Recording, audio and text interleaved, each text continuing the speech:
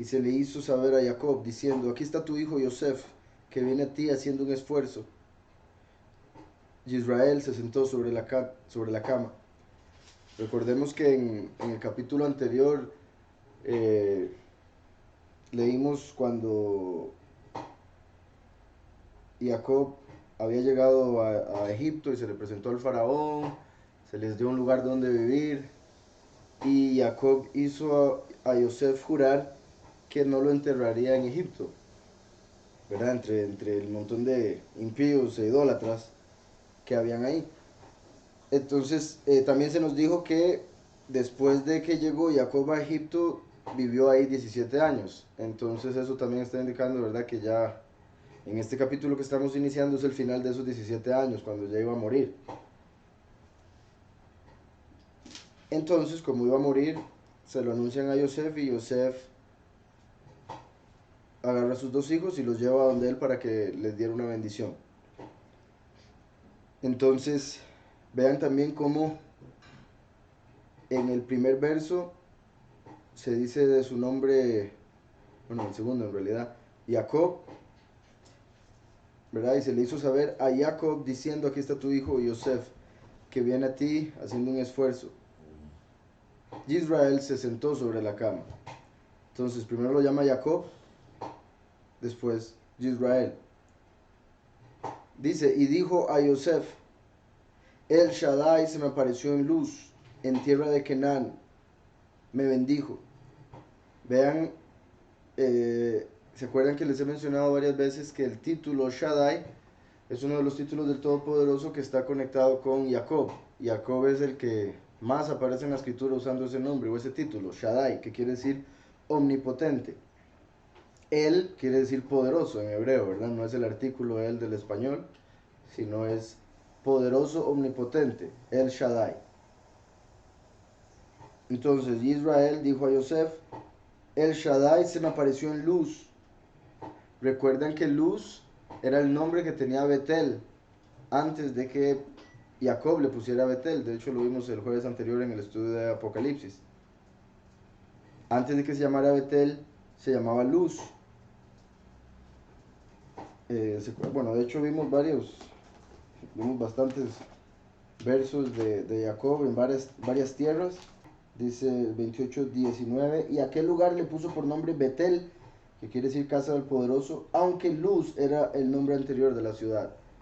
Entonces aquí vemos que cuando Jacob le está hablando a Yosef, antes de la bendición de Efraín y Menashe, menciona que Yahweh se le había aparecido en luz. Y con lo que veníamos leyendo el jueves, ¿verdad? Es importante porque lo que leímos el jueves tenía que ver con cómo los dos testigos, todo parece indicar que van a ser asesinados en Betel. Entonces, en esta misma tierra a la que está haciendo referencia a Jacob antitos de morir. ¿Verdad? Jacob fue por muchas tierras, pero aquí donde está a punto de morir solo menciona Betel. Estamos, como si tuviera una conexión la muerte de Jacob y por ende el testigo como Moshe con Betel. Luz quiere decir almendro. Almendro. Entonces, antes de que se llamara Betel, se llamaba almendro. Eso es interesante, como les digo, porque Yahweh usa el almendro como un símbolo. Porque en hebreo, almendro y apurarse, o algún otro sinónimo similar a hacer algo rápido, apresurarse, se pronuncia igual. En Jeremías 1, voy a leer desde el 9. Recordemos que Yirmiyahu, conocido comúnmente como Jeremías, es una representación de la segunda venida del profeta como Moshe, o testigo como Moshe. Y hay muchas pruebas de eso, principalmente obviamente en el libro de Jeremías, si lo leemos nos damos cuenta, es obvio. Yahushua pregunta quién decía la gente que él es. Y le decían, unos dicen que Juan el Bautista, otros dicen que Elías, otros dicen que Jeremías. Y después él dice que no, que él es el Mesías. Igual, igual que cuando le preguntaban a Juan si él era Elías, ¿verdad? y le preguntaron si él era Elías, si era el Mesías o si era el profeta. Entonces en un lugar tenemos Juan, Elías y Jeremías. Como sabemos, Juan y Elías son la misma persona. Y en el otro tenemos a Elías, el Mesías y el profeta. Yahushua es el Mesías, Juan es Elías. Entonces el profeta es representado por Jeremías. ¿Me explico? Cuando usamos esos dos versos a la par del uno del otro. Entonces cuando vamos a Jeremías 9 dice, extendió Yahweh su mano y tocó mi boca. Y me dijo Yahweh, he puesto mis palabras en tu boca. Mira que te he puesto en este día sobre naciones y sobre reinos. Cuando Yahushua vino, Yahweh lo mandó al pueblo de Israel. De hecho, él dijo, ¿verdad? Yo vengo por las tribus perdidas. Al pueblo de Israel, no lo mandó a las naciones. El último sí viene a las naciones. Por eso es que Yahweh, a través de Yahushua, al último, le dice en Apocalipsis, cuando habla de los vencedores, ¿verdad? Al vencedor le daré le daré la vara de hierro para que rija a las naciones. Entonces vemos que al último se le da como regalo, por decirlo así, como recompensa por vencer, el que sea líder de todas las naciones. Entonces dice aquí, mira, te he puesto en este día sobre naciones y sobre reinos, para arrancar y destruir, para arruinar y derribar, para edificar y plantar. Y Yahushua vino a convertirse en la piedra angular para que iniciara la edificación del templo espiritual. Yahushua sí dijo que él venía a dejar un fuego, que venía a dejar espada, pero no vino que venía a quemar y que venía a clavarle la espada a alguien. Él vino a dejar el fuego, a dejar la espada para que llegara el último y se convirtiera en el fuego consumidor y peleara con esa espada. Como sabemos, la espada de Yahweh es la palabra. Bueno, ¿verdad? Sabemos en Apocalipsis 19:13 dice que el nombre del Hijo es la palabra de Yahweh. Entonces después vemos en otros versos que la palabra es su espíritu. Entonces el espíritu que sale de la boca, sale de la boca del Mesías. Aquí estamos viendo que dice, he puesto mis palabras en tu boca. Entonces es como si Yahweh le estuviese diciendo al último, he puesto al Mesías en ti, para que a través de su boca salgan las palabras mías. Y cuando a través de la boca de alguien salen palabras, lo que el resto de las personas oyen es la voz, ¿verdad? Como le he dicho, la palabra es la esencia, la voz es ya la manifestación física, por decirlo así, que llegamos a escuchar, a pesar de que obviamente es invisible, pero sí la podemos percibir con los sentidos físicos, ¿verdad? Entonces, el último es la voz, así como el primero es la palabra, el último es la mano, así como el primero es el brazo, el último es el buen pastor, así como el primero es la puerta. Entonces aquí está diciéndole al último, a Jeremías, que es la voz, y que lo mandó primero para arrancar y destruir, para arruinar y derribar. Vea que usa primero 4 palabras que se refieren a destrucción, a primero venir a deshacer. O sea, primero tiene que venir a destruir, a quitar, a arrancar doctrinas falsas, a quitar lobos vestidos de oveja, para después empezar a construir. Eso es muy importante, porque Yahushua vino, como les digo, a dejar la piedra angular, como si no hubiese nada, todo estuviese plano. Después empezaron a construir, pero empezaron a construir algo que no servía, la apostasía. Entonces el último tiene que venir a arrancar, a destruir. Y repito, usa 4 palabras que tienen que ver con destruir, con quitar, y 2 que tienen que ver con construir. Entonces, tiene que destruir el doble de lo que tiene que construir. ¿Me explico? Va a destruir el doble de lo que tiene que construir. Entonces, eso quiere decir que su prédica, su ministerio va a tener más que ver con el castigo y con el juicio. Y eso va a hacer que la gente no le caiga bien. Eso va a hacer que la gente no lo quiera escuchar. Porque la gente quiere escuchar que amor, que todo está bien, que todo está perdonado, vamos para el cielo. Pero no quieren escuchar, dejen de pecar, porque si siguen pecando, va a caer en el fuego. Entonces el último tiene que decir eso. Y repito, va a ser el doble. Y aquí lo vemos. Pero bueno, ese no es el tema, de hecho, por el que vinimos a Jeremías. Dice el 11, la palabra de Yahweh vino a mí diciendo, ¿qué ves tú, Yirmiyahu, Jeremías? Yo respondí, veo una vara de almendro. Me dijo Yahweh, bien has visto, porque yo vigilo sobre mi palabra para ponerla por obra. Entonces, uno, ¿verdad? Leyendo esto en español, uno dice, ¿cómo que tiene que ver lo uno con lo otro? Porque dice que ve un almendro y dice, bien has visto, porque yo vigilo sobre mi palabra para ponerla por obra. En español no tiene sentido lo uno con lo otro. Entonces, aquí Yahweh usa esa vara de almendro porque la palabra en hebreo para almendro es la misma que para vigilar o apurarse, como les decía, apresurarse. Entonces, cuando Yirmiyahu ve la vara de almendro, Yahweh le está diciendo a través de esa imagen que él se va a apurar o apresurar, que sería como decir almendro, para cumplir su palabra. Entonces, el almendro está conectado con el cumplimiento de las profecías. ¿Sí estamos claros? Y por eso en hebreo esto tendría sentido. Y en español no tiene mucho sentido porque las palabras en español no son la misma como lo es en el hebreo. En Jeremías 1:11, ¿no? La palabra ya vino me diciendo que yo estoy en Yahweh y dije, vi una vara de almendro, shaket, y me dijo, bien has visto porque yo apresuro, shoket, mi palabra para ponerla por obra. Entonces vea que aquí hasta lo ponen mejor, aquí ponen vigilo, aquí apresuro, porque eso es en realidad lo que quiere decir, el apurarse a cumplir la palabra. Entonces, shaket es almendro, en este caso vara de almendro. Obviamente shaket y luz sí suenan diferentes, ¿verdad? Pero en sí a lo que se refiere es lo mismo, por eso es que estoy haciendo la conexión, a un almendro. Entonces, una vara de almendro, shaket.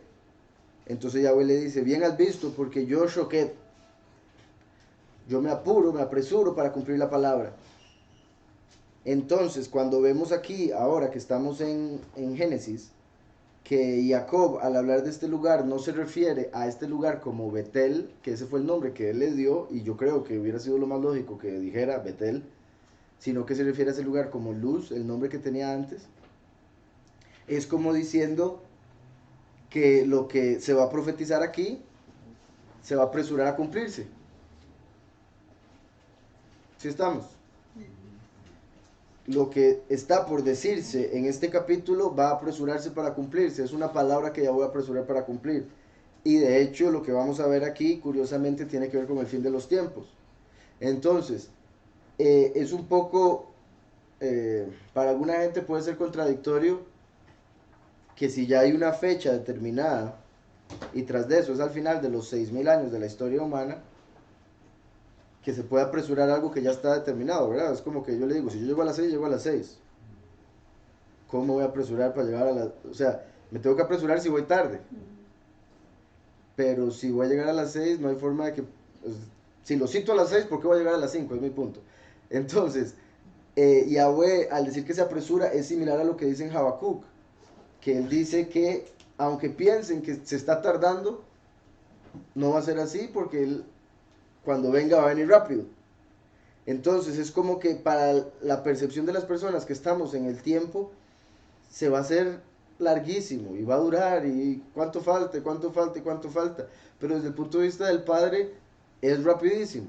También está diciendo que aunque al mundo se le haga largo, porque son 6000 años, cuando llegue el momento de los 6000 años va a suceder rápido. La gente ni cuenta se va a dar. Por eso viene como ladrón en la noche, ¿verdad? Cuando viene un ladrón, la gente ni cuenta se da. Porque si no es un mal ladrón. Habacuc 2:3. Aunque la visión tarda en cumplirse, se cumplirá a su tiempo, no fallará. Entonces, ¿cómo se puede cumplir a su tiempo si está tardando? Es para la gente que está en el tiempo, que le parece que se está tardando, pero en realidad se va a cumplir cuando se tiene que cumplir, no se va a pasar. Aunque la visión tarde en cumplirse, se cumplirá a su tiempo, no fallará. Aunque tarde, espérala, porque sin duda vendrá, no tardará. Aunque tarde, espérala, porque sin duda vendrá, no va a tardar. Entonces, como aunque tarde para nuestra percepción, sigamos esperando, no nos cansemos, perseveremos, porque se va a dar en el momento que se tiene que dar. De hecho, Yahushua dijo, ¿verdad? Como lo vimos en Hechos 1, no está para ustedes conocer los tiempos. Entonces, si uno no conoce los tiempos, ¿cómo se va a tardar? Es como que yo le diga a usted, yo llego, no se preocupe, no me voy a tardar, pero no le doy la hora. Usted puede estar pensando que estoy llegando tarde, pero no porque no le di hora. ¿Me explico? para nosotros que estamos de este lado, que no se nos dio el día exacto, el momento, como Yahushua dijo, solo el Padre sabe, ni el Hijo, ni los ángeles conocen el día del cumplimiento de todo. Eso quiere decir entonces que para nosotros, por estar del lado de la espera, se va a sentir como que se está tardando. Digamos, nosotros aquí como congregación llevamos como 4 años y obviamente cada año se ve más cerca todo y cada año hay más señales. Y al haber cada vez más señales uno dice ya. Pero después hay un año más y uno dice, ok, hay que esperar porque faltaba esta señal y esta. Entonces cada vez hay más señales. Uno no se imagina que hubiesen tantas, entonces en el pasado uno lo esperaba. Pero entre más pasa el tiempo se da cuenta que no podía ser todavía. Aunque se tarde, espérala porque no tardará. Aunque usted esté desesperándose, no se desespere porque sí va a venir. Por eso una de las cosas que el Padre nos dice es que hay que perseverar hasta el fin. Perseverar hasta el fin. El que persevere hasta el fin, ese será salvo. De hecho, lo que dice anteriormente, y seréis odiados por todos por causa de mi nombre. Pero el que persevere hasta el fin, ese será salvo. Entonces vamos a ser odiados y odiados por su nombre, por usar el verdadero nombre. Pero el que persevere en su nombre hasta el fin, ese va a ser salvo. También por eso Yahushua nos dice que no debemos cansarnos de hacer el bien porque a su momento vamos a recibir la recompensa. Entonces, volviendo al 48 de Génesis, verso 3. Y dijo Yosef, El Shaddai se me apareció en luz, en tierra de Canaán, me bendijo. Se me apareció en el almendro, se me apareció rápidamente, también se podría ver, ¿verdad? Apresurándose. Y repito por lo que significa almendro. Y me dijo, yo te haré crecer, te multiplicaré y te pondré por estirpe de naciones. Y daré esta tierra a tu descendencia después de ti por heredad perpetua. Jacob está como preparando a Yosef y a Efraín y Menashe para la bendición que les va a dar. Entonces lo voy a volver a leer y voy a indicar la palabra por la que digo esto. Y nada más manténganlo en la memoria para verte más adelante, porque sí va a ser importante. Dice, yo te haré crecer, te multiplicaré y te pondré por estirpe de naciones. Esto fue lo que Yahweh le prometió. Entonces cuando Yosef viene y le dice, aquí tengo a mis 2 hijos para que los bendiga. O bueno, cuando trae a los 2 hijos, Jacob ya sabe para qué los trae. Y Jacob lo primero que le dice es, Yahweh en luz me dijo que me va a regalar la tierra para mis descendientes y que me va a multiplicar. Ahora bien, tus 2 hijos, Efraín y Menashe, que te nacieron en tierra de Mizraim, ¿verdad? De Egipto, antes de venir a reunirme contigo a tierra de Mizraim, son míos, al igual que Rubén y Shimón serán míos. Esto es importante porque aquí estamos viendo que Jacob está adoptando a Manashe y a Efraín. Ahora, obviamente, un abuelo es padre de los nietos, porque si los hijos salieron de él, pues obviamente es similar y los nietos también. Entonces, o sea, genéticamente también son suyos, pero la forma en que lo dice, él no dice, estos son nietos míos, dice, son hijos míos como Rubén, y como Rubén y Shimón. Entonces está diciendo, estos son hijos míos como si fueran hijos directos, como Rubén y Shimón, no son solo nietos, porque Yosef llegó a tener más hijos, pero solo Efraín y Menashe tuvieron esa posición. O sea, Jacob ahí le estaba diciendo, ellos van a ser tribus, al igual que Rubén y Shimón son tribus. Los hijos de los padres de las tribus, o sea, los hijos de Yahudá no tuvieron una tribu. Los hijos de Rubén no tuvieron tribu. Los hijos de Yosef sí tuvieron tribu. Y eso muestra,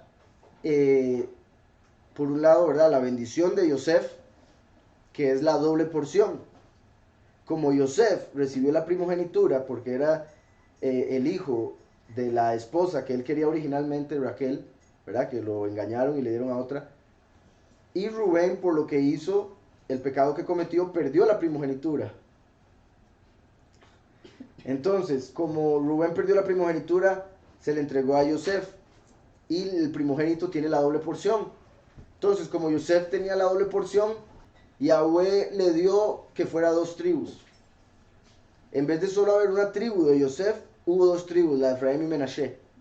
Yosef y Efraín son la misma tribu. Por eso en la escritura comúnmente se menciona la tribu de Yosef intercambiable con la tribu de Efraín. Pero sí hay que dejar claro, cada nombre representa un pueblo o una gente diferente.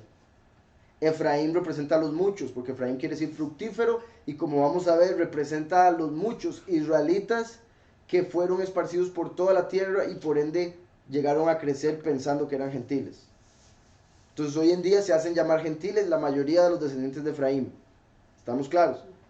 Pero Yosef, por el nombre, representa al testigo como Moshe, porque quiere decir Yahweh agregará, Yahweh añadirá otro hijo, se refería a Jacob cuando le dio ese nombre, y eso indica que Yahweh añadirá otra manifestación, el último, porque el primero vino de Yahudá, el último viene de Yosef, como lo vamos a ver la próxima semana en Génesis 49. Entonces, el último también hace alusión por ende a los últimos, los 144,000 escogidos. Entonces, Yosef, cuando se menciona a Yosef, está hablando del testigo como Moshe y de los escogidos que van con él. Pero cuando se habla de Efraín, se está hablando de los muchos. Entonces, por eso es que Yahweh usa sus dos nombres intercambiables, dependiendo de la profecía, dependiendo del contexto, hay que poner atención en eso.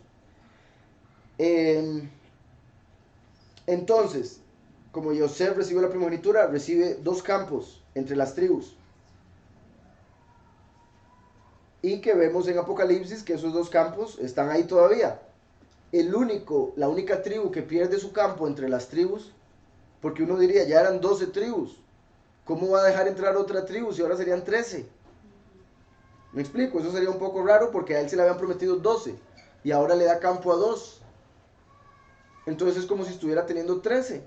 Pero cuando vamos a Apocalipsis nos damos cuenta que la tribu de Dan no aparece. Eso quiere decir que cuando Jacob le dio el campo a Manasés, le estaba quitando el campo a Dan. ¿Me explico? Y en Apocalipsis, cuando se mencionan las 12 tribus, no se menciona Efraín, se menciona Yosef. Repito, por la importancia de ese nombre, porque Efraín está conectado con los muchos, las multitudes de Apocalipsis 7, muchos cristianos, de ellos la mayoría son cristianos. Mientras que Yosef hace alusión a los pocos. Por eso, cuando se está hablando de los pocos, los 144,000, la tribu que se menciona es Yosef, no Efraín. ¿Estamos claros? A pesar de que era la misma tribu. Además de que, recuerdan cuando leímos esa parte, los significados de los nombres de las tribus están así por el mensaje que dan. Efraín llegó a convertirse en el primogénito de Yosef, así como Yosef llegó a convertirse en el primogénito de Jacob, así como Jacob llegó a convertirse en el primogénito de Yitzhak. Ninguno de esos tres tenía la primogenitura al nacer. Nacieron después, pero Yahweh se las dio. Eso representa al último, que viene en el fin de los tiempos, 2000 años después de Yahushua, pero aún así recibe la primogenitura. ¿Estamos claros? A pesar de venir 2000 años después de los apóstoles, recibe la primogenitura. Igual Rubén y Shimón. Rubén era el primogénito original de Jacob, pero por su pecado se le dio a Yosef la primogenitura, ¿verdad? Ya lo he dicho muchas veces, pero estoy diciendo esto porque aquí está diciendo Efraín y Menashe serán como Rubén y Shimón. Entonces, si Efraín es como Rubén, Yosef es como Jacob. Y eso es una vez más de muchas otras que nos muestra que Yosef es la imagen de Jacob, porque ambos representan la segunda venida, el último. Así como Yitzhak era la imagen de Abraham, porque Yitzhak representa a Yahushua el primero, la imagen del Padre Todopoderoso Yahweh. Por eso él le dijo a Felipe, si me has visto a mí, has visto al Padre. Entonces, por eso les digo, es interesante que menciona a Rubén y Shimón, no menciona a ningunos otros hijos. De los 12 que tenía, mencionó a los dos primeros. También Rubén quiere decir, he aquí un hijo, o he aquí el hijo. Efraín es como Rubén, entonces está diciendo, de Efraín, he aquí va a venir el hijo, el último, el hijo del hombre. ¿Estamos? Entonces Efraín es como Rubén, porque del fructífero nacerá el hijo. Y Manasés como Shimón, que quiere decir escuchado.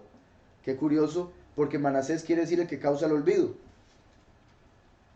Y en el sentido positivo se refiere al que causa el olvido del dolor, de la angustia. y Yahushua, que es nuestro intercesor, por ende, es el que es escuchado por el Padre. O sea, en teoría, el Padre a nosotros no nos escucha a menos de que pasemos a través de Yahushua. Yahushua es el único intercesor, entonces la única forma de llegar al Padre es a través de él. Nosotros solo podemos llegar al Padre a través de... Obviamente que él todo lo escucha, pero él responde o acepta la oración si viene a través del Hijo, si viene a través de alguien que oró en el nombre del Hijo. Eso es lo que nos dice la Escritura. Entonces, solo a través del que causa el olvido del pecado, Menashe, podemos ser escuchados por el Padre. Porque el que trajo el olvido del pecado es Yahushua, nuestro intercesor. ¿Está claro? Entonces vemos cómo Efraín y Rubén pueden hacer alusión al último, y Menashe y Shimón en este caso pueden hacer alusión al primero. Ahora, en el sentido negativo, como siempre he dicho, Menashe representa la apostasía, porque en ese caso sería el que causa el olvido de la verdad, porque apostasía es alejarse de la verdad. Entonces, si Menashe es el que causa el olvido de la verdad, recuerdan que de Shimón, por la raíz de su nombre, se había determinado, su madre se había dado cuenta proféticamente que iba a venir un hombre impío a través de él. Entonces por eso se le dio ese nombre, porque la raíz de Shimón, además de tener conexión con Shema, escuchar, tiene relación con son, que quiere decir un sinónimo de enemigo. Su madre, al tenerlo, se dio cuenta proféticamente que iba a salir un impío de él, entonces le puso ese nombre, que tenía una connotación buena, una connotación mala, y para dar a entender que cuando se diera eso, Jacob estaba exento de la culpa por ese hombre. Ese hombre impío vino a través de ella, o sea, por el papá que ella tenía, que era Labán y todo lo demás. También recordemos que cuando Yahushua conoce a Shimón, le da otro nombre, Kef, ¿verdad? Pedro. Eso quiere decir que Shimón tiene una connotación negativa, porque si no, ¿para qué se lo cambia? Y cuando lo llama Satán, el nombre que le dice antes es Simón. Entonces, cuando lo llama adversario, antes lo llama Simón, porque tiene una connotación con enemigo. Entonces, aquí, Menashe y Shimón estaría dando a entender el que causa el olvido del que es escuchado, el que causa el olvido del intercesor, o el que causa el olvido es el adversario. Estamos. La apostasía fue causada por Satanás y por eso la gente se olvidó de la verdad, que es Yahushua, y es el intercesor, el escuchado. ¿Se acuerdan que si leemos el libro de Yashar y Midrash, las leyendas de los judíos, otros libros, ahí encontramos que según la tradición, Jacob dejó a la hija que nació entre Dina y Shikem, que la había violado, y la pusieron en la frontera de Egipto, y cuando pasó Potifar, vio a la niña y la adoptó. Y eso era que Yahweh estaba preparando todo para que eventualmente esta niña se casara con Yosef. Entonces ella era israelita. Entonces Dina era la madre de Asenat, la que se convirtió en esposa de Yosef. Entonces aquí hay una clave muy poderosa de cómo Yahweh traería la adopción espiritual a través de Yahushua el Mesías. Como vemos en el Nuevo Testamento, cuando Yahushua vino, él vino para a través de su sangre y la fe nuestra dejar la adopción. De hecho, el mismo Pablo deja claro algo que en el cristianismo comúnmente se les olvida, o no sé, lo pasan por alto, y es que absolutamente todo hombre tiene que ser adoptado. Es costumbre que se enseñen en el cristianismo que los judíos son el pueblo escogido y los gentiles son adoptados. Entonces es como que los judíos son el pueblo que Yahweh quiere y los gentiles son los arrimados. Y eso no es lo que la escritura nos enseña. La escritura nos dice, y el mismo Pablo lo dice, y él era yahudí, de carne. Él nos dice que tanto los yahudim como los gentiles tienen que ser adoptados. Todos tenemos que ser adoptados. El único que es hijo original es Yahushua. Y por eso es que Colosenses, Gálatas y Romanos nos dice que en Yahushua no hay hombre ni mujer, no hay griego ni yahudí, porque todos somos uno. Estamos. Entonces, no importa si usted en carne es israelita o es hijo de Amalek, la puse fea ahí. Si usted se arrepiente y acepta a Yahushua, se convierte en yahudí espiritual. Estamos. Es injertado a la viña, que es el Mesías. ¿Verdad? Como sabemos, los judíos cumplen la ley, y digo judíos, no yahudim. Los judíos de hoy en día cumplen la ley por el Talmud. lo que dice el Talmud. Entonces es la interpretación del Talmud la que ellos toman para interpretar la Torah. Eso hace que lo interpreten por la letra, y como está escrito, la letra mata más el espíritu vivifica. Dice, los que después de ellos has engendrado serán tuyos. Lo que les decía ahora. Entonces Jacob le dijo a Yosef, estos dos son míos. Olvídese de ellos ya. Estos dos son míos, el resto que usted tenga van a ser suyos. Entonces ahí vemos que no es que les dijo que eran sus hijos como un padre le dice a sus nietos. Le estaba diciendo como que de verdad los estaba adoptando entre las tribus. Los que después de ellos has engendrado serán tuyos. Por el nombre de sus hermanos serán llamados en sus heredades. Aquí lo que está diciendo es que los otros hermanos de Efraín y Manasés, los hermanos de Efraín y Manasés serían parte de las tribus de Efraín y Manasés. O sea, no serían parte de sus hijos, los hijos de Jacob, pero se incluirían con el nombre de Efraín y Manasés. Entonces los hijos de Yosef llegarían a ser ante los ojos de Yahweh como hijos de Efraín y Manasés. Porque repito, recuerden, ahora Efraín tomó lugar de Yosef. Por ende los hijos de Yosef son como si fueran hijos de Efraín. Dice, los que después de ellos has engendrado serán tuyos. Por el nombre de sus hermanos, o sea, Efraín y Manasés, serán llamados en tus heredades.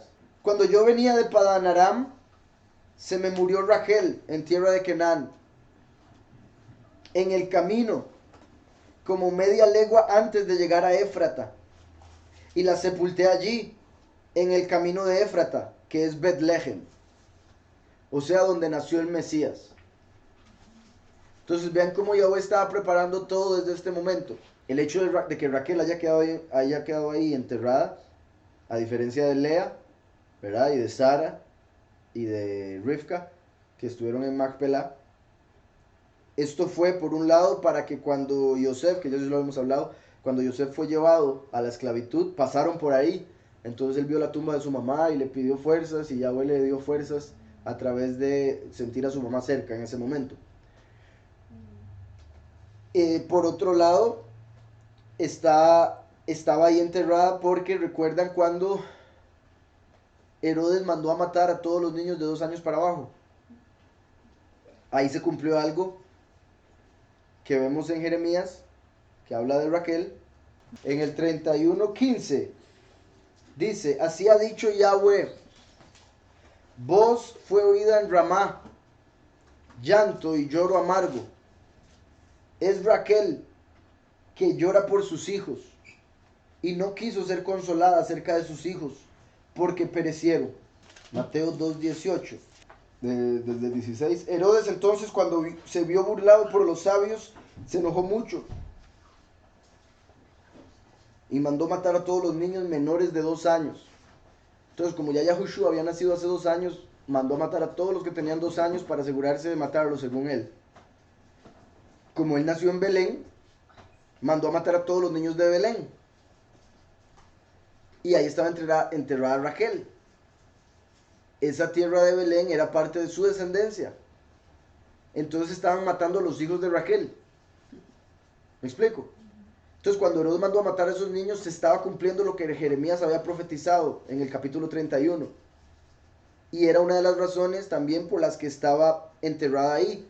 Porque antes de que Yahushua viniese y muriese por nosotros no teníamos intercesor. ¿Está claro? Entonces lo que Yahweh usaba como intermediario o como méritos, cuando el pueblo no tenía méritos propios, eran los méritos de Abraham, Isaac y Jacob y las matriarcas. ¿Me explico? Entonces, por alguna razón más elevada de lo que tal vez podamos explicar ahorita, Raquel estaba enterrada ahí para que funcionara como un tipo de intermediario en ese, para que trajera juicio a Herodes y todo lo que estaba haciendo, en cierta forma. De hecho, los judíos enseñan que Raquel está llorando constantemente en el paraíso. En el paraíso. Imagínense estar en el paraíso llorando. Y que todo el mundo llega a tratar de calmarla y a todo el mundo le dice que se vaya. Que ella se va a calmar hasta que llegue el hijo de Yosef. O sea, ella dio a luz a Yosef. Pero a ella se le prometió, se le profetizó que un hijo de Yosef, o sea, un descendiente a través de ella, sería el que traería la paz al mundo. El último. Entonces Raquel está llorando en el Seol hasta que el último venga, muera, y él vaya al paraíso a decirle, ya, mamá, ya todo se cumplió, ya no tiene por qué llorar. Entonces, eso de Jeremías, que ella está ahí llorando, eso que vimos aquí, de que mató a todos los niños de 2 años, todo está conectado con Raquel enterrada en Belén. ¿Estamos? Dice, entonces, cuando yo venía de Padamaram, se me murió Raquel en tierra de Canaán, en el camino, como media legua antes de llegar a Éfrata. Lea tuvo 6 hijos, Raquel tuvo 2 hijos.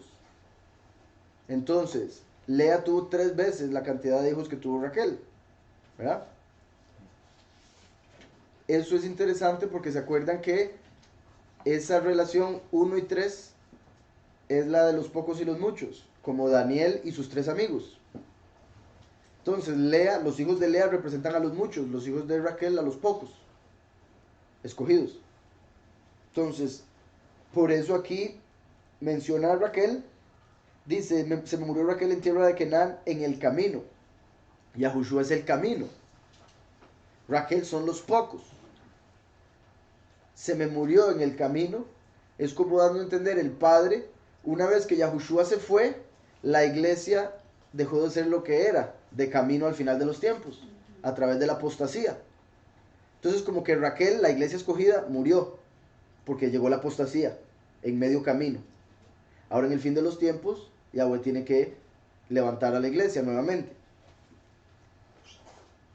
La sepulté allí en el camino de Éfrata, que es Betlehem, la casa de Lehem. Vio entonces Israel a los hijos de Yosef y dijo, ¿quiénes son estos? Respondió Yosef a su padre, son mis hijos, los que Elohim me ha dado aquí. Y dijo Israel, acércalos ahora a mí y los bendeciré. Los ojos de Israel estaban tan debilitados por la vejez que no podía ver. Entonces era eso, estaba ya tan anciano que no podía ver bien y por eso preguntó. Como Yitzhak. Recuerden, ¿verdad? Cuando Esaú, Yitzhak lo llamó para bendecirlo, Yitzhak ya estaba ciego. Por eso vino Jacob y Yitzhak le dio la bendición pensando que era Esaú. Entonces obviamente Yahweh permitió o hizo que Yitzhak estuviese ciego en ese momento para que se cumpliera lo que se tenía que cumplir, que Jacob recibiera la bendición. En este momento ya era casi por la vejez, ¿verdad? Porque aquí obviamente ya se sabía lo que se iba a hacer, pero sucedió lo mismo. O sea, lo mismo que pasó con Yitzhak, que le dio la bendición al segundo, le dio la bendición de primogénito al segundo y la bendición de segundo al primogénito. Y eso que hizo Yitzhak, ahora lo hace Jacob aquí. Entonces es un ejemplo que se da una y otra vez para entender que los primeros no siempre son los mejores. El primero que se suponía debería ser el mejor, comúnmente llegaba a ser el peor, ¿verdad? Por eso Abraham tuvo a Ismael y después a Yitzhak. Yitzhak era de la promesa. Yitzhak tuvo a Esaú y después tuvo a Jacob. Jacob fue el que continuó con la promesa. Jacob tuvo a Rubén y después tuvo a Yahudá y a Yosef. Entonces, ¿qué indica eso? Una de las cosas que nos muestra es que el pueblo judío no es el pueblo de Yahweh. Aún el de carne. Aún nosotros en la carne no podríamos ser su pueblo a menos de que tengamos a Yahushua y por ende seamos su pueblo en espíritu también. Por eso Yahushua dijo, hay que volver a nacer. Hay que volver a nacer no solo de agua en el vientre de la madre, sino también de espíritu a través de Yahushua. ¿Estamos? Entonces, ¿por qué es que Jacob es el que recibe la bendición en vez de Esaú? Porque nosotros, como su pueblo espiritual, somos los que vamos a recibir la bendición en vez del pueblo carnal. Ahora, si el pueblo carnal se arrepiente y confiesa, pues bendito sea el Padre, ¿verdad? Por eso Pablo dice, todos tenemos que ser injertados. Bueno, hay unos que ya son naturales, pero si se jactan, si dejan al Mesías, son arrancados. Y los gentiles que son injertados, si se jactan en contra de los Yahudim, que fueron arrancados, ellos también van a ser arrancados. Entonces, al final, nadie tiene que jactarse. Como dice Yahweh, lo único que nos podemos jactar es de que lo conocemos. Entonces, aparte de eso, todo es una bendición. No debemos decir que somos mejores que, porque entendemos algo que otros no entienden, porque creemos algo que otro no quiere creer, porque está disponible para todos. Y Yahweh fue tan bueno que nos permitió poder ver lo que vemos y entender lo que ya sabemos. Dice, entonces los ojos de Israel estaban tan debilitados por la vejez que no podía ver. También vean esto, qué curioso. Todo empezó con el nombre luz, ¿verdad? Que es almendro, y como sabemos, lo que respecta al almendro, en Jeremías vimos que tiene una relación. Qué curioso que era Jeremías, ¿verdad? Y después vemos lo de Raquel, que fue profetizado por Jeremías también. Entonces, este capítulo ya está teniendo varias relaciones con Jeremías. Y aquí vemos otra, que es que esto está representando el fin de los tiempos, puesto que es cuando se va a apresurar su palabra para cumplirse. Y como vamos a ver, sería cuando ya se cumpliría lo de Efraín, que Jacob está por prometerle, o la bendición que está por darle proféticamente. Entonces, qué curioso que está representando el fin de los tiempos, y dice que Israel, no dice Jacob, Israel no podía ver por la vejez. Igual que hoy en día, estamos en el fin de los tiempos, o sea, en vejez, como humanidad. Ya la humanidad está vieja. Y el pueblo de Israel, por el tiempo que lleva esperando y todo lo demás, ya no puede ver. Entonces por eso, tanto cristianos como judíos no reconocen al Mesías Yahushua. ¿Por qué? Porque están viejos y no lo pueden ver. Ahora se van a presentar los dos testigos, como Efraín y Manasés. ¿Y qué va a decir el pueblo? ¿Quiénes son estos? Porque no pueden ver. ¿Me explico? Entonces vienen los dos testigos a través de Yosef, como si fueran los dos líderes de los últimos, los 144,000. Y Israel, representando al pueblo entero, por estar en el fin, ya tan viejo, no puede reconocerlos. A pesar de que acaba de decir, son míos. O sea, es como si los cristianos estuvieran hablando de los testigos. Los judíos estuviesen diciendo, ya viene Mashiach, ya viene Eliyahu. Son míos, vienen de mí. Pero cuando se presenten van a decir, ¿quiénes son estos? Porque están ciegos espiritualmente. ¿Sí quedó claro eso? Entonces dice, los ojos de Israel estaban tan debilitados por la vejez que no podía ver. Los hizo pues acercarse a él, y él los besó y dijo Israel a Yosef, no pensaba yo ver más tu rostro, y Elohim me ha dejado ver también a tu descendencia. Vean qué bueno el Padre. Uno normalmente cuando ve las cosas en la carne, cuando se aparta del Padre y la promesa que Él tiene, y la bendición y todo lo demás, uno empieza a pensar cosas negativas. ¿Sabes qué va a pasar esto? Uy, si pasa aquello. Uy, y pasa con miedo.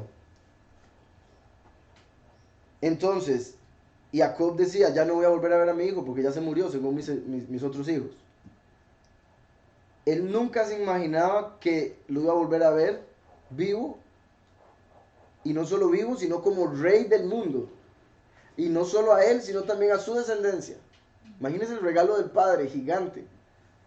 Entonces, muchas veces nosotros estamos en la vida y no pensamos que nos vayan a pasar bendiciones tan grandes que ya Yahweh tiene listas, pensadas.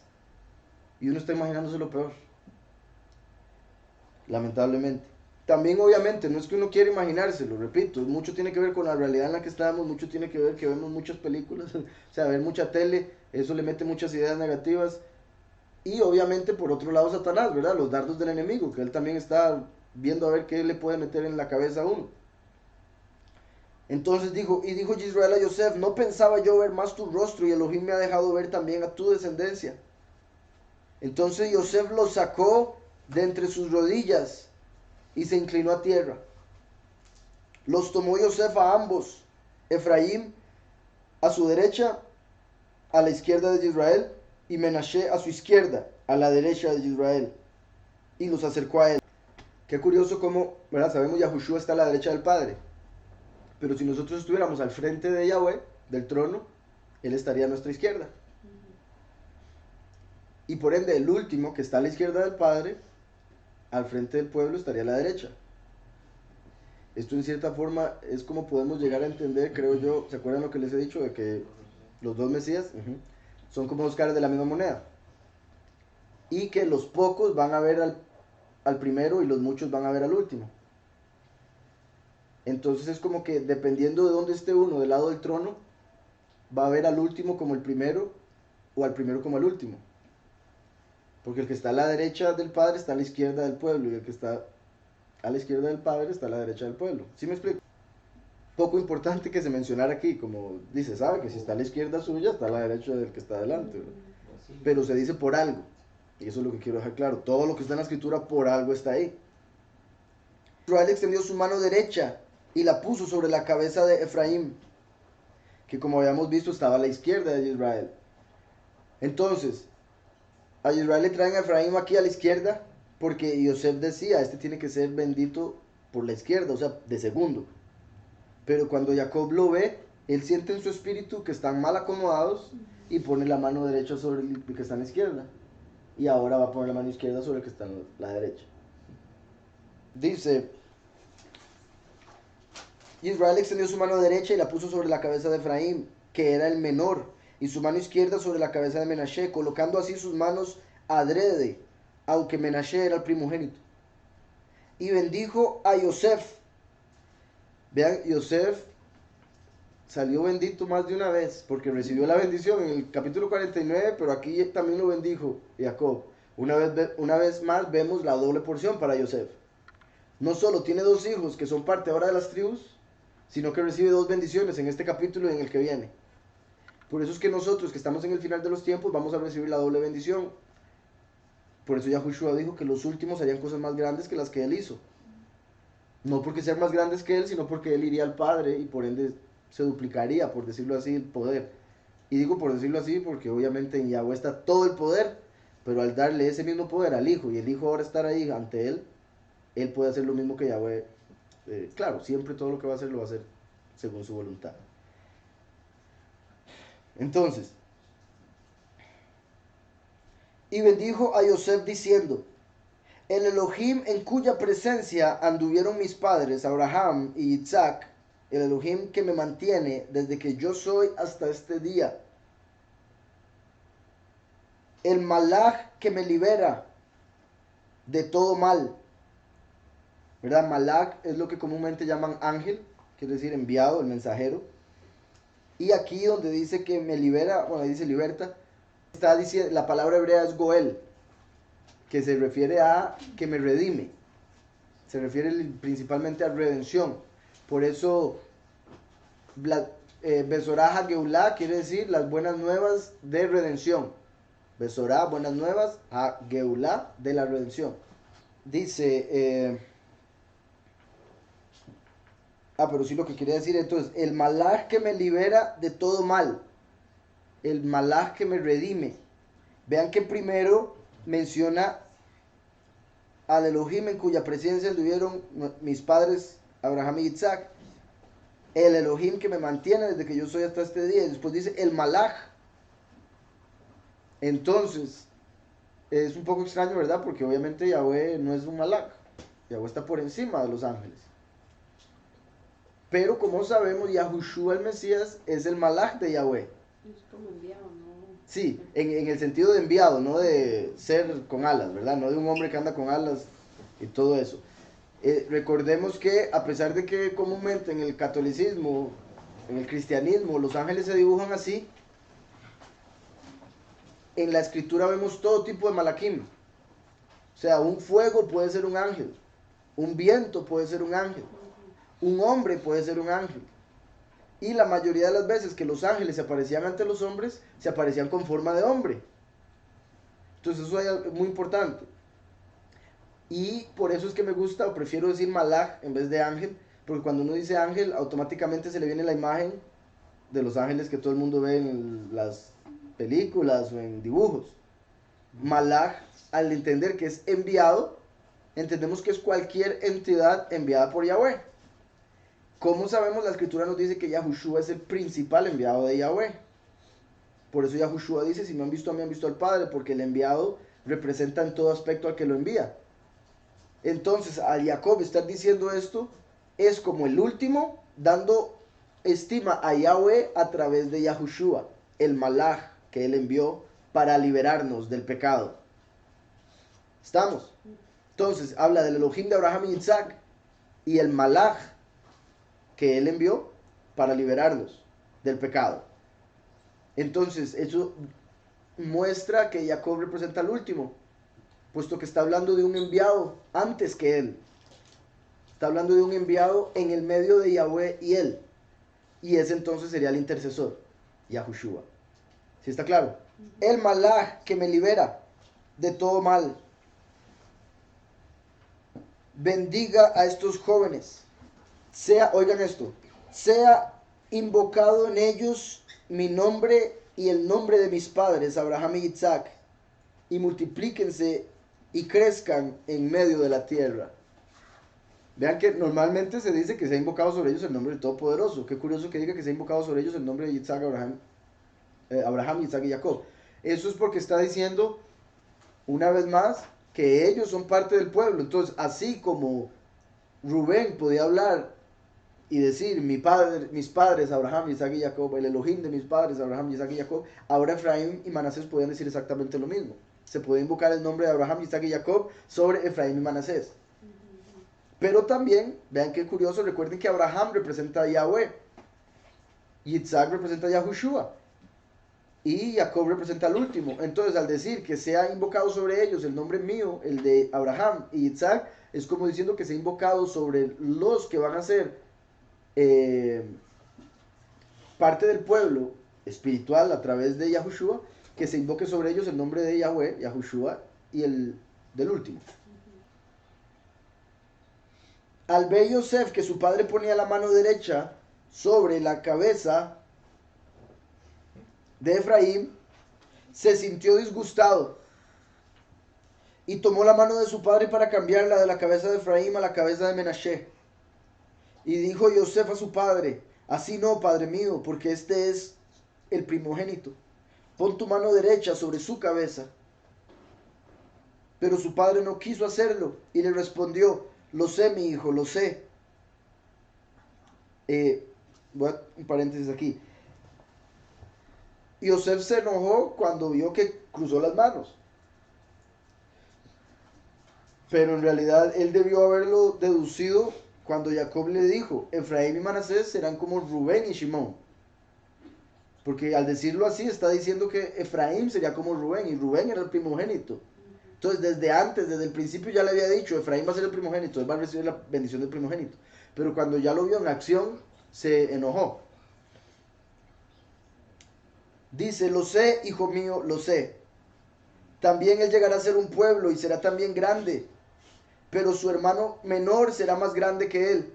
El hecho de que la mayoría de Biblias está traducida, el Antiguo Testamento del hebreo y el Nuevo Testamento del griego, hace que se pierda lo que voy a enseñar en unos instantes.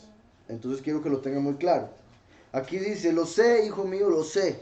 También él llegará a ser un pueblo, será también grande, hablando de Manasés, pero su hermano menor será más grande que él. Y su descendencia formará la multitud de naciones. Su descendencia formará la multitud de naciones. En hebreo, ahí dice Melo Hagoim. Melo Hagoim. Melo quiere decir su completitud o la completitud.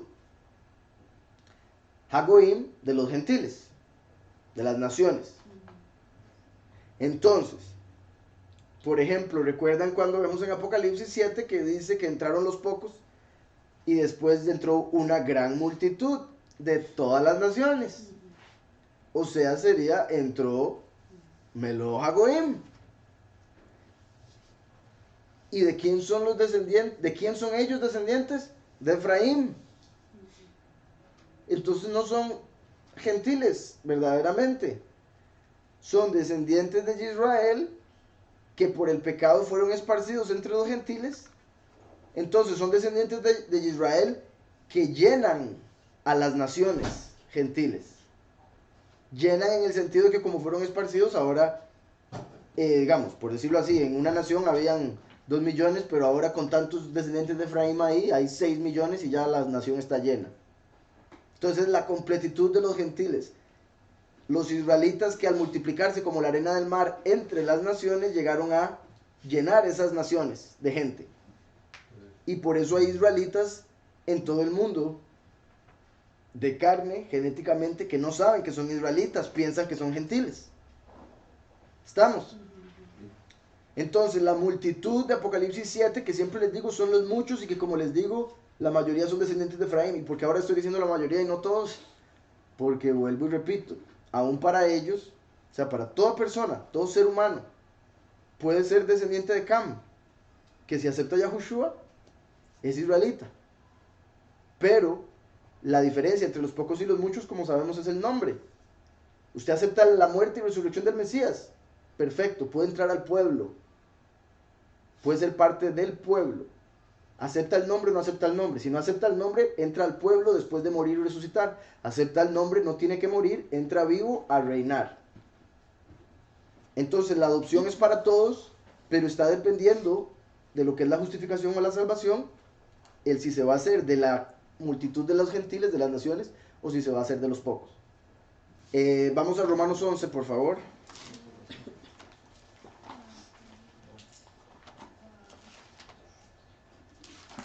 Este es un capítulo que por ser traducido del griego y por no entender lo que acabamos de explicar de Génesis 48,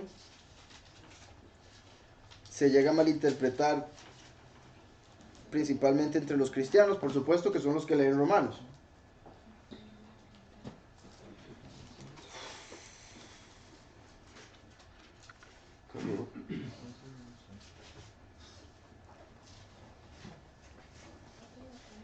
Y en realidad yo creo que casi todo el capítulo es bueno. Por eso les dije que iba a tomar mucho rato. Entonces voy a leerlo súper rápido y cuando lleguemos a la parte principal, ahí me quedo un ratito, pero voy a tratar de leerlo todo seguido, ¿está bien? Dice, por tanto, pregunto, ¿ha desechado Elohim a su pueblo? De ninguna manera. Este capítulo es el que usan los cristianos para decir eso de que los judíos son el pueblo y que siempre van a ser el pueblo, y que los cristianos son rejuntados, que los cristianos son los que son adoptados, que también hablan de que ¿verdad? Que la iglesia va a ser llevada al cielo y después van a quedar los judíos en la tierra, y que los dos testigos son judíos y le van a ir a predicar a los judíos, y que los 144,000 todos son judíos, ¿verdad? Eso es lo que predican el cristianismo comúnmente.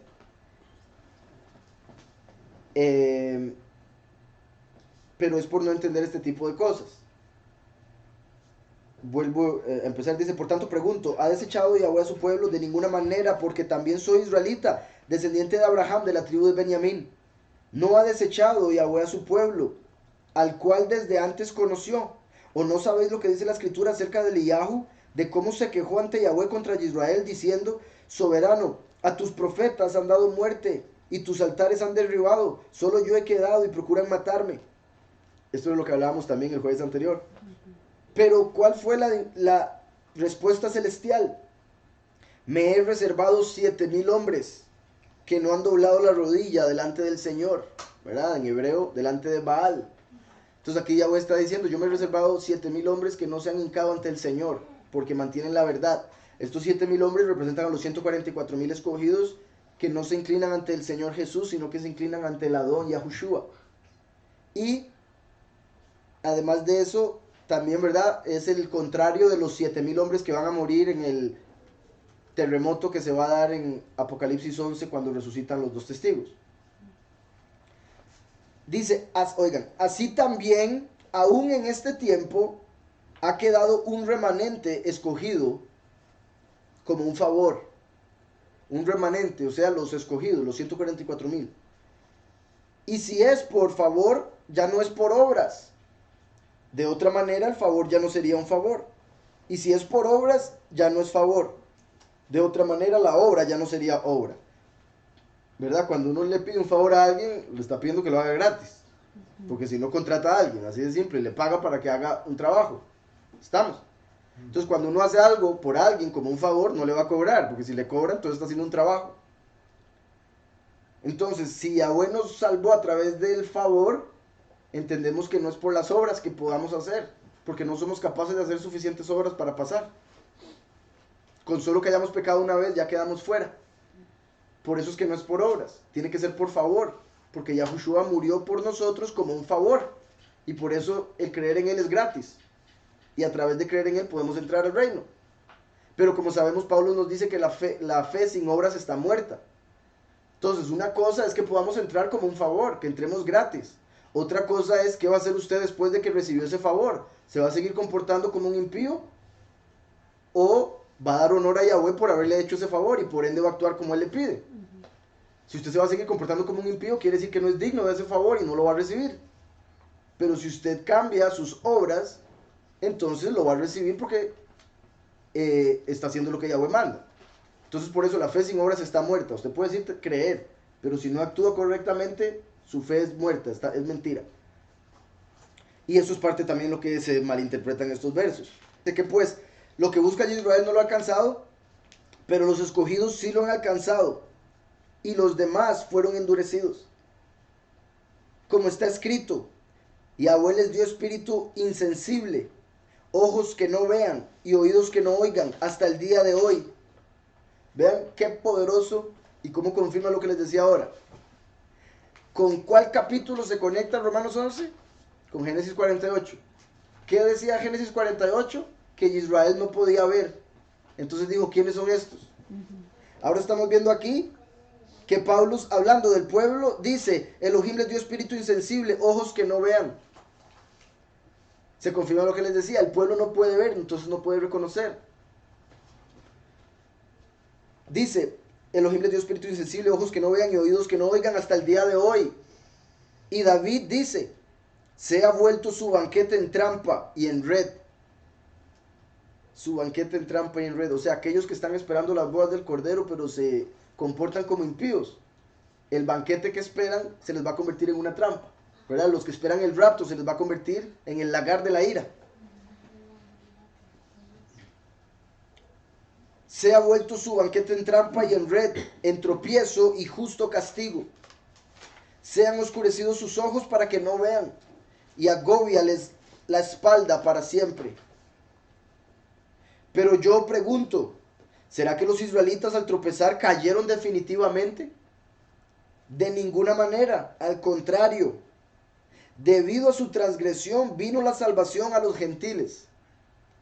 ¿Verdad? Si los judíos, en este caso va a decir Yahudim, si los Yahudim hubiesen reconocido al Mesías como tal, ningún gentil hubiese podido entrar al reino.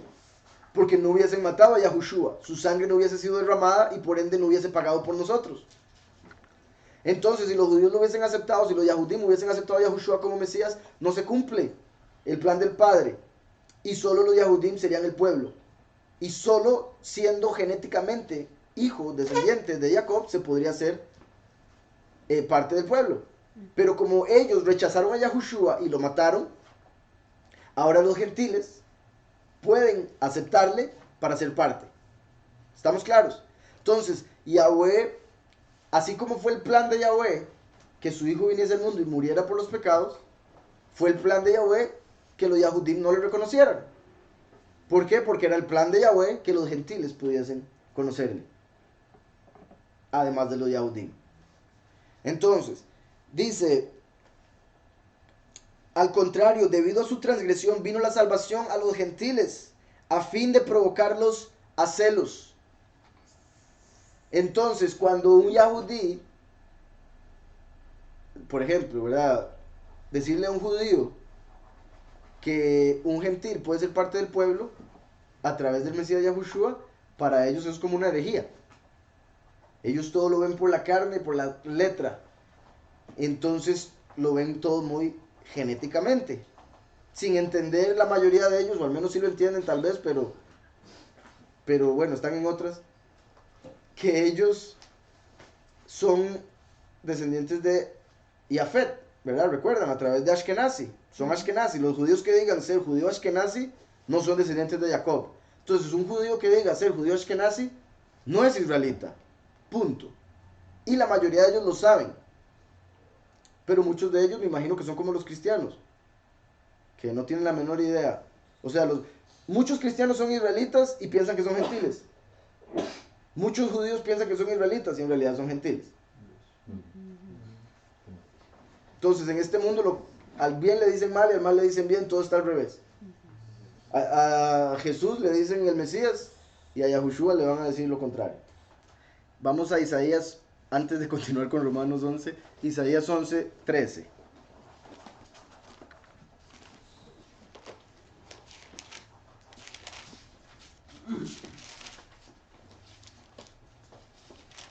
Isaías 11:13, vean lo que dice. Se disipará la envidia de Efraín y los enemigos de Yahudá serán destruidos. Efraín no tendrá envidia de Yahudá, ni Yahudá afligirá a Efraín. Entonces aquí habla de que Efraín llegó a tener envidia de Yahudá, celos de Yahudá por la posición que tenían entre las tribus, porque eran los que eran reyes desde Jerusalén, entre otras cosas. Entonces Efraín tenía envidia de Yahudá. Aquí estamos viendo en el 11 que dice, debido a su transgresión, la de los Yahudim, vino la salvación a los gentiles a fin de provocarlos a celos. Entonces, así como Efraín le tenía envidia a Yahudá, ahora Yahweh hizo que Yahudá no reconociera a Mashiach para que se volviera eso. Y ahora le tienen ellos envidia a los gentiles, de los cuales la mayoría son Efraín. Entonces, por la posición que Yahudá tenía entre las tribus, Efraín le tenía envidia. Pero como los Yahudim desecharon a Yahushua, ahora ellos bajaron de nivel y los de Efraín, pensando que son gentiles, lo aceptaron. Entonces, ahora son los judíos los que tienen envidia de Efraín. En ese sentido, ¿verdad? De que si uno le dice a un judío, nosotros somos el verdadero pueblo, es como insultarlo. Y es porque no entienden lo que está aquí escribiendo Pablo. Pero, y repito, sería como insultarlo porque van a sentir envidia, van a sentir enojo. Si entienden, van a sentir envidia. Porque si se dan cuenta que dicen, uy, sí, sí, cierto, no somos nosotros, y los que aceptan al Mesías verdaderamente son, entonces, obviamente, lo lógico sería que crean en el Mesías. Pero el ego que hay en la sociedad hace que más bien rechacen. Entonces dice, y si su transgresión ha servido para enriquecer al mundo y su caída a los gentiles, ¿cuánto más lo será su plena restauración? Esto es muy poderoso también entenderlo. Porque si la caída de los Yahudim hizo que los gentiles pudiesen entrar al reino, ¿qué va a ser entonces la restauración de los Yahudim? Imagínense, si el ellos no entender, bueno, digo ellos, no por... Somos también nosotros, ¿verdad? Pero, como siempre digo, me gustaría creer que todos nosotros en ese tiempo hubiésemos creído en el Mesías, entonces no me incluyo y no los incluyo a ustedes entre los que no creyeron. Entonces, si el hecho de que los Yahudim no creyeron en el Mesías hizo que los gentiles pudiesen recibir el regalo más grande de la vida, imagínense lo que va a significar que los Yahudim entiendan. Va a ser un regalo todavía, o sea, no se puede imaginar. Porque si algo malo trajo algo tan bueno, ¿qué va a traer algo bueno? Dice, y si su transgresión ha servido para enriquecer al mundo y su caída a los gentiles, ¿cuánto más lo será su plena restauración? Hablo a vosotros, gentiles, por cuanto yo soy apóstol a los gentiles. Muy importante. Pedro, que era el que menos sabía en lo que... Bueno, sí, me da lástima decirlo, pero o sea, es cierto, digo yo, como si fuera, ¿verdad? Pedro ahorita está en un fiestón en el paraíso y yo teniéndole lástima. Porque en lo que respecta a Pedro y Pablo, Pedro no tenía tanto conocimiento de la Torá. De hecho, se habla de que él era básicamente analfabeta. Fue el poder del Padre en él que lo convirtió en el líder de los apóstoles cuando Yahushua se fue, entre los Yahudim. Entonces, Pedro fue enviado a los israelitas, a pesar de no tener mucho conocimiento de los israelitas, de los fariseos. Eso es interesante porque es como hoy en día que yo les he dicho que para poder entender la verdadera doctrina de la escritura, primero tenemos que deshacernos del pensamiento cristiano. Porque si uno viene con la doctrina cristiana se va a enredar en un montón de cosas. Entonces, si Pedro hubiese entendido tal vez lo de los fariseos, se hubiese enredado y no hubiese entendido lo que Yahushua le quería dar. Entonces, Yahushua necesitaba a un hombre que no tuviese la doctrina falsa de los fariseos para que pudiese aceptar la verdadera. ¿Sí se me entiende? ¿Qué decías? Levadura. Sí, que necesitaba a alguien sin levadura para poder hacerlo como tenía que ser, formarlo. Pero ya después de que se reveló la verdad, y la había revelado Pedro con sus apóstoles, ahora Yahushua manda a Pablo, que sí se sabía toda la Torá, se sabía toda la doctrina de los fariseos, pero ya estaba la verdad. Entonces ahora Pablo podía interpretarlo, lo que ya sabía, con la verdad. ¿Me explico? Entonces, por eso primero Pedro que no sabía y después Pablo que sí sabía. Pero qué interesante que Pedro es enviado a los israelitas y Pablo es a los gentiles. Como les he dicho, Pedro, que quiere decir piedra, representa la primera venida, la piedra angular. Por eso Yahushua vino a los israelitas y Pedro fue enviado a los israelitas. Pablo representa la segunda venida. Por eso fue enviado a los gentiles, porque los dos testigos van a ir a las naciones. ¿Estamos? Entonces, hablo a vosotros gentiles, por cuanto yo soy apóstol a los gentiles, honro mi ministerio, por si en alguna manera pudiera provocar a celos a los de mi sangre y hacer salvos a algunos de ellos. Porque si su exclusión es la reconciliación del mundo, ¿qué será su admisión, sino vida de entre los muertos? Aquí también está haciendo alusión a que la admisión de los Yahudim de vuelta al pueblo va a ser antitos de que se dé la resurrección de los muertos. O sea, en el puro final. Dice, si las primicias son apartadas, también lo es la masa restante. Si los escogidos son apartados, también lo van a hacer los muchos. Si los pocos son apartados, los muchos lo van a hacer. O sea, Yahushua ya es apartado. Si nosotros nos unimos a Yahushua, somos apartados. Y si la raíz es apartada, también lo son las ramas. Yahushua es la raíz. Si algunas de las ramas fueron desgajadas y tú, siendo olivo silvestre, has sido injertado en lugar de ellas y has sido hecho participante de la raíz y de la rica savia del olivo, no te jactes contra las ramas. Y si te jactas, recuerda que no sustentas tú a la raíz, sino la raíz a ti. Tal vez dirás, las ramas fueron desgajadas para que yo fuera injertado. Bien, por su incredulidad fueron desgajadas, pero tú por la fe estás en pie. Así que no te jactes, sino teme. Porque si Elohim no perdonó a las ramas naturales, a ti tampoco te perdonará. Entonces, si Yahweh no tuvo ningún problema con desgajar a algunos Yahudim de la viña Yahushua y meter unos gentiles, tampoco va a tener ese problema con los gentiles. O sea, es obvio, si a los Yahudim los sacó, también saca a los gentiles. Dice, mira pues la bondad y la severidad de Yahweh. Me gusta mucho este verso, porque a la gente, el mundo solo quiere pensar en la bondad de Yahweh. Nunca piensan en la severidad. Según ellos, eso ni lo tiene. ¿Verdad? Solo misericordioso. Exacto, eso es lo único que quieren pensar e imaginar. Ay, es que es tan bueno que me deja pecar. No, porque es bueno para los que le buscan, para los que cumplen su voluntad, y es severo para los impíos, así de simple, punto. Y yo no sé dónde sacan que esto casi todo el mundo dice que él ama al pecador, Ujú. cuando en la escritura dice que él aborrece. Aborrece al pecador, sí, eso fue Gandhi. Gandhi fue el que dijo que Dios odia al pecado pero ama al pecador. Eso lo dicen todos los cristianos y lo dijo Gandhi. Todos los pastores. Todos los pastores. Y en la escritura dice lo contrario. Yahweh aborrece al pecador. Y eso es, para mí es hermoso. Para los pecadores obviamente es, uy, qué malo. Porque esperan que se les deje hacer lo que les da la gana.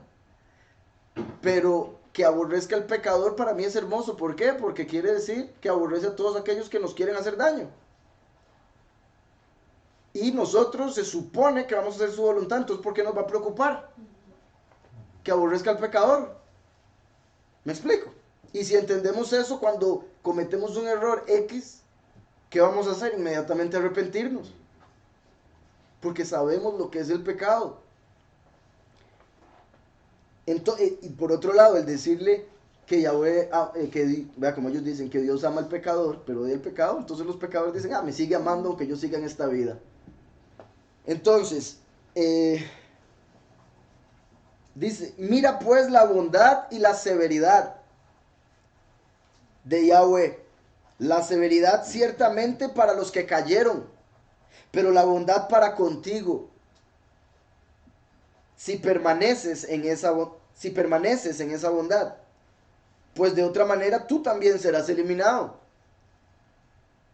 Vean, o sea, qué claro, qué simple. Tenga cuidado porque también es eliminado sin problema. Así de simple. Y estos, o sea, son prédicas, a mí lo de Pablo me gusta muchísimo porque él era muy directo, muy claro. a pesar de que a mucha gente se le complica entenderlo. Pero se les complica por eso mismo, porque se mete el corazón, se meten las emociones, se meten las doctrinas falsas, ideas erróneas. Pero él simplemente está diciendo, si usted ya fue injertado, bendito sea Yahweh, alabe, siga para adelante, porque va a recibir la bondad del Padre. Pero si usted se empieza a portar mal, va a ser eliminado igual que los otros, no hay ningún problema con eliminarlo. Y lo digo así porque en el cristianismo piensan que no hay eliminación para ello. Y se agarran el que 7 veces cae, 7 veces se levantará también tras de eso. Y o sea, obviamente sí está escrito y es una verdad, pero no debería ser una excusa para caerse. Lo utilizan del cahueterío. Entonces dice, y aún ellos, si no permanecen en incredulidad, serán injertados, pues poderoso es Yahweh para volverlos a injertar. Si tú fuiste cortado del que por naturaleza es olivo silvestre y contra naturaleza fuiste injertado en el buen olivo, ¿cuánto más estos, que son las ramas naturales, serán injertados en su propio olivo? Vean qué curioso, está hablando de dos olivos, uno natural, uno silvestre. ¿Se acuerdan cuando Yahweh habla de los dos testigos? Y los llama los dos olivos. ¿Se acuerdan que les he dicho cómo el testigo como Moshe va a los 144,000 escogidos? Y el testigo como Eliyahu a los muchos. Entonces, Eliyahu estaría representando el olivo silvestre. Testigo como Moshe, el olivo natural. A pesar de que el testigo como Moshe viene visualmente o en las apariencias como gentil. Dice entonces, ¿cuánto más estos son ramas? Serán injertados. 25, ya casi, yo creo que esto ya es la parte que quería. No quiero, hermanos, que ignoréis este misterio. Es un misterio. Entonces ya con eso hay que entender que es algo profundo que ha estado por toda la escritura, pero nadie lo había visto. Entonces ahora Pablo lo está revelando. No quiero, hermanos, que ignoréis este misterio, para que no seáis arrogantes en cuanto a vosotros mismos. El endurecimiento de una parte de Israel durará hasta que haya entrado la plenitud de los gentiles. Aquí los cristianos es donde dicen, ok, entonces, desde que Yahushua se fue, ellos dicen, se abrió la puerta para, o sea, hay cierta parte de verdad en esto, pero con lo que voy a decir al final, creo que van a entender mejor. Los cristianos dicen, ¿verdad? Desde que Yahushua se fue, se abrió la puerta para los gentiles. Entonces cualquier gentil de cualquier nación puede entrar.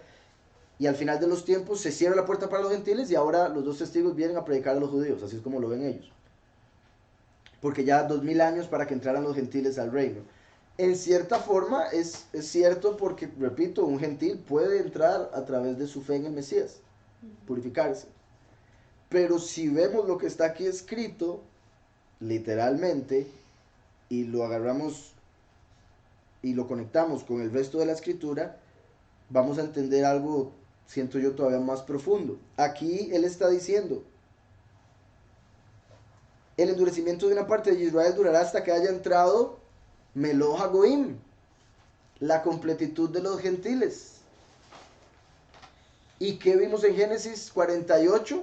¿De dónde salieron la completitud de los gentiles? De Efraín. Entonces aquí Pablo se está diciendo que los israelitas que no reconocen al Mesías se van a mantener en esa ceguera hasta que los israelitas que fueron esparcidos entre todas las naciones y que se creen gentiles reconozcan la verdad y entren.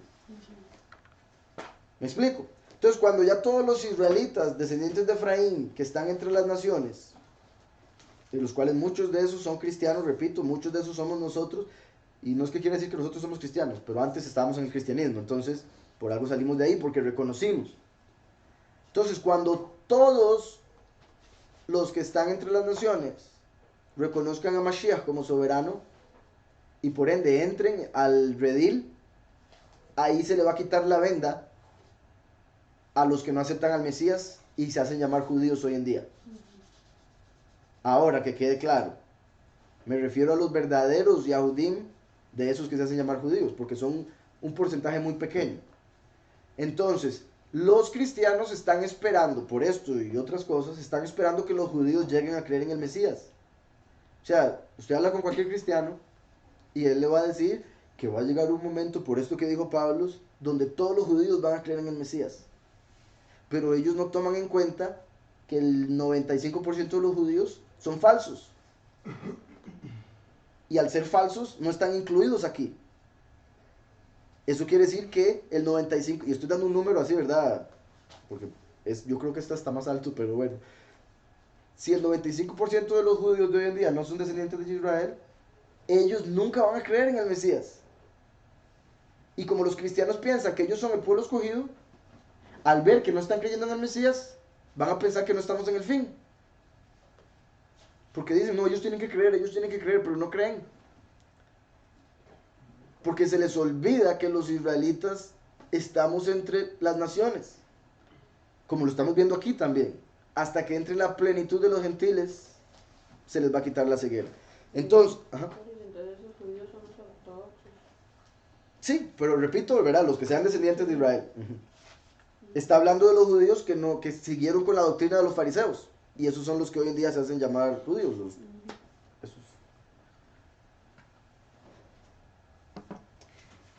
Dice, luego todo Israel será salvo, como está escrito. Vendrá de Sión el libertador, que apartará de Jacob la impiedad. Y este será mi pacto con ellos, cuando yo quite sus pecados.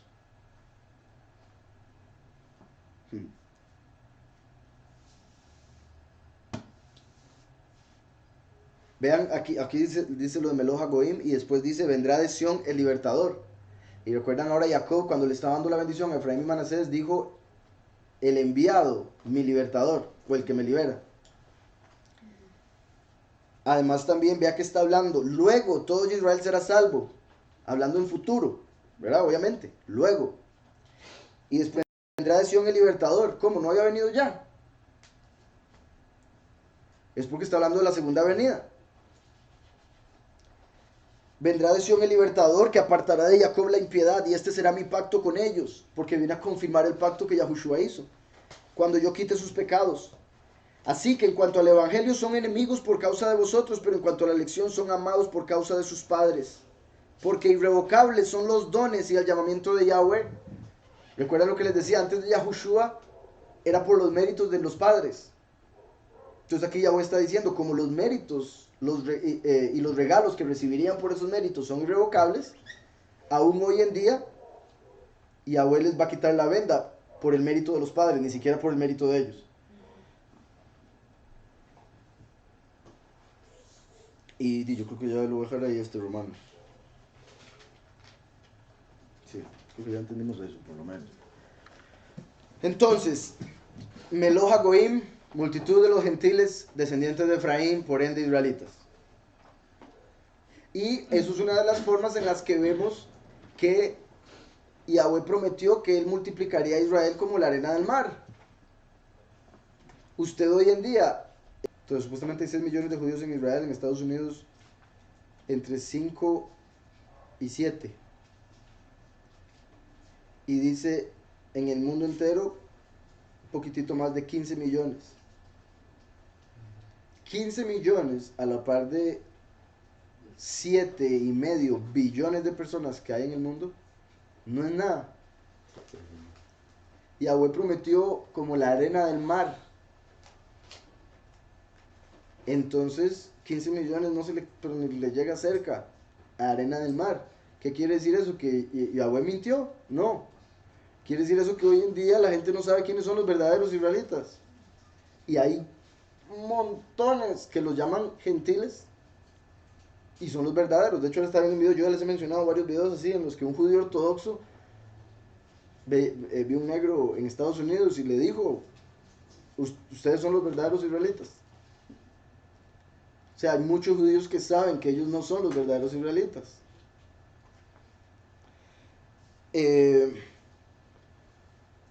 Entonces, si quería ver nada más eso, 15 millones.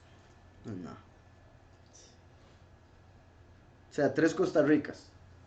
Y el tamaño de Costa Rica. No. Bueno, me Costa Rica. Entonces, dice, vamos a ver, volviendo al 48, y su descendencia formará la multitud de las naciones. Los descendientes de Efraín terminaron siendo el montón de gentiles que van a entrar hoy en día al pueblo.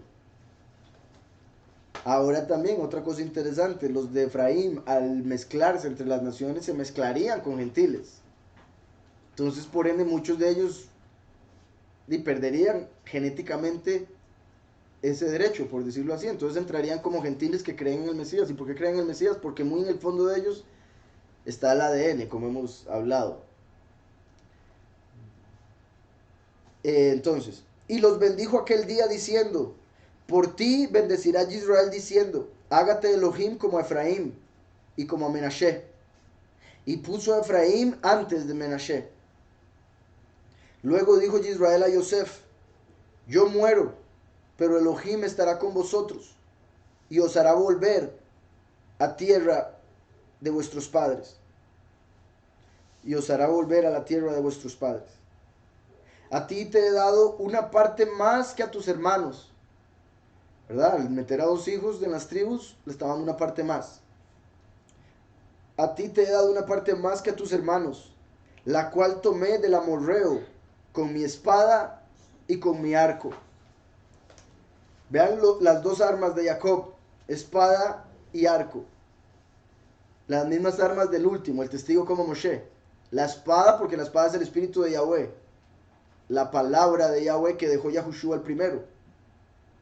El arco es lo que trae el último, ¿verdad? El caballo, que se monta en caballo blanco y viene con un arco y una corona y sale venciendo y para vencer.